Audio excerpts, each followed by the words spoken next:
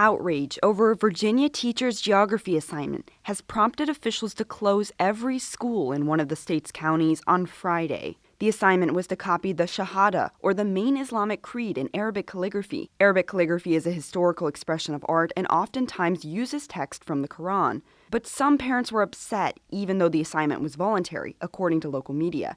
After being inundated with calls and emails, the county school system made the decision Thursday evening. Parents held a meeting against the calligraphy assignment and said their kids could be indoctrinated to Islamic beliefs. But local media report the assignment did not give a definition of the Shahada. One parent spoke out on Facebook saying, "I am preparing to confront the county on this issue of the Muslim indoctrination taking place here in an Augusta County school.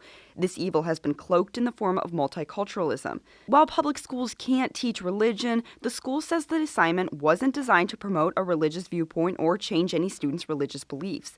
The school is expected to reopen after the weekend. For Newsy, I'm Melissa Prax.